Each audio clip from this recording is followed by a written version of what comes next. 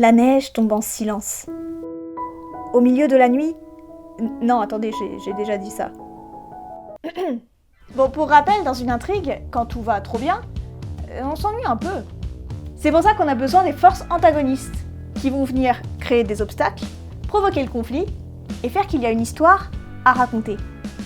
Aujourd'hui, on parle de l'antagoniste de Fight Club, une œuvre culte de David Fincher, adaptée du roman de Chuck Palahniuk et écrit par James Hulse, je sais pas comment ça se prononce. L'histoire, vous la connaissez.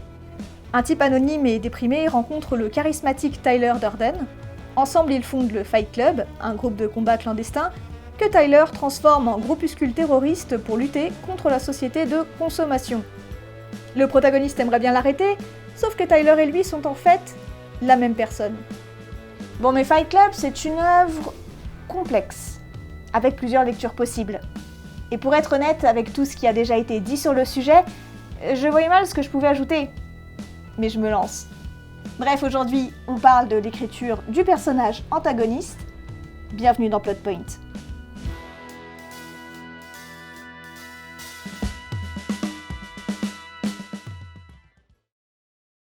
Pour dresser le portrait de l'antagoniste, on peut commencer par dire ce qu'il n'est pas forcément. D'abord, il n'est pas forcément humain. Enfin, un personnage incarné, je veux dire. Il n'est pas non plus forcément présent et actif tout au long de l'intrigue. C'est pas forcément un tyran super fort ou terrifiant, mais surtout, il n'est pas forcément méchant.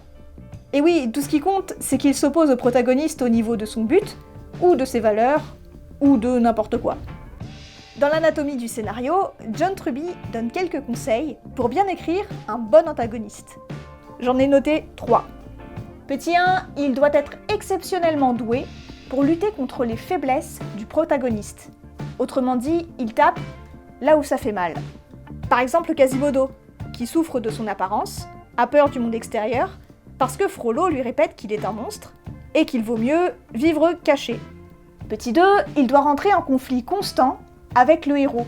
Ça veut dire que le conflit qui les oppose doit durer sur toute l'intrigue et ne peut pas se résoudre avant la fin. Parce que petit 3, il cherche à atteindre les mêmes objectifs que lui. Et ça, c'est la partie que j'ai jamais comprise. C'est pas systématique, non? Je veux dire, il y a des très bons antagonistes qui n'ont pas le même but que... Bon, bref. Ok, mais tout ça, ça sert à quoi?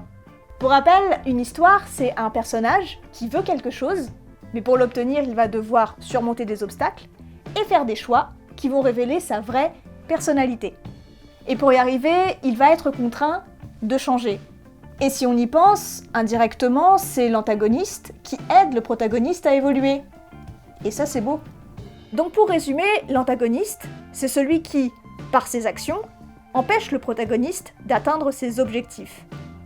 Il existe pour pimenter l'histoire et cherche à obtenir la même chose que le protagoniste.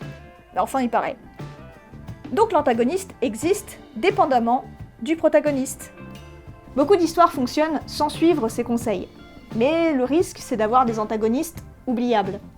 Ces conseils de Truby aident à construire des personnages plus complexes et donc plus intéressants. Mais il arrive qu'on tombe sur des antagonistes comme Tyler, et quand on parle de Tyler, on parle d'un antagoniste iconique.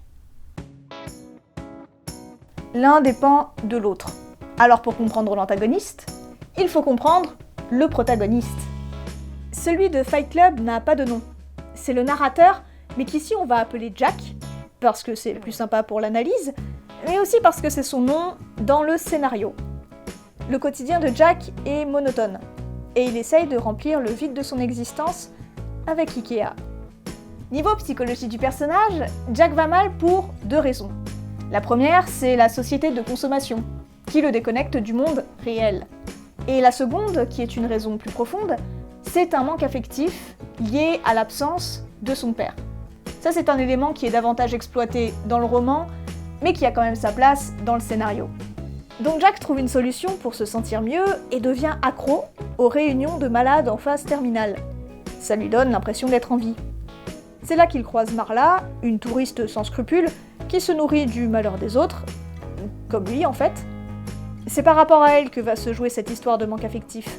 Puis plus tard, il rencontre Tyler Durden, qui lui révèle 2 ou 3 trucs sur la vie.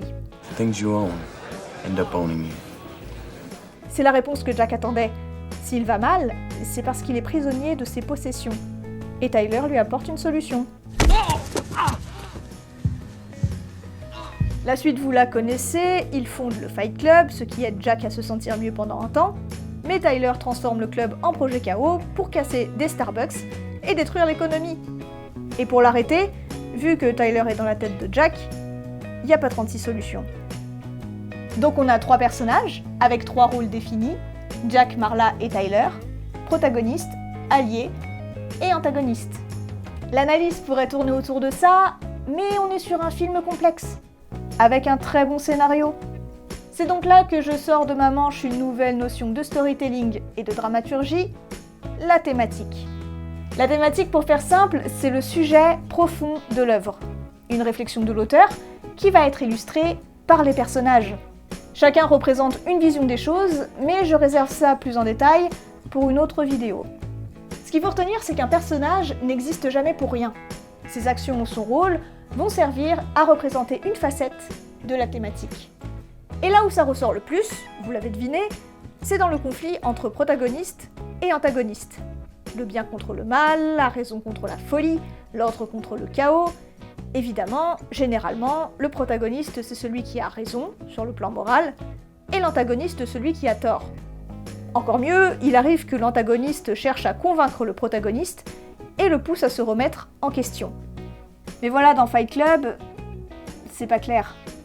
Tyler et Jack ne s'affrontent pas vraiment avant le climax. D'ailleurs, il est pas un peu mou, Jack ? Sur la majorité de l'intrigue, il ne prend jamais de grosses décisions ou de risques. Non, ça c'est Tyler qui le fait. Alors oui, d'accord, ils sont la même personne, mais quand même, c'est un peu léger pour un protagoniste. Non ? Jack est plutôt d'accord avec les idées de Tyler. C'est juste qu'il ne soutient pas sa manière de faire. Du coup, c'est quoi la thématique de Fight Club ? Et il représente quoi, Tyler ? Peut-être que Tyler n'est pas vraiment l'antagoniste de Jack, ou peut-être que Jack n'est pas vraiment le protagoniste. L'un dépend de l'autre, alors pour comprendre le protagoniste, il faut comprendre l'antagoniste. Donc Tyler, c'est la personnalité dédoublée de Jack. Il apparaît dans sa vie une fois qu'il a touché le fond. Tyler représente tout ce que Jack aimerait être. Ce qu'il veut au départ, c'est se libérer de la société, avant de vouloir rallier des gens à sa cause. Un point intéressant, c'est qu'avant de devenir l'antagoniste de l'intrigue, Tyler tient plus une figure de mentor pour Jack, et le pousse à prendre confiance. I say stop being perfect. I say let's evolve. On voit ça dans l'une des scènes majeures du film. On a un rapport de force, il pousse Jack à laisser tomber la politesse. Ensuite, I want you to hit me as hard as you can. et là, il se passe quelque chose. Let me tell you a little bit about Tyler Durden.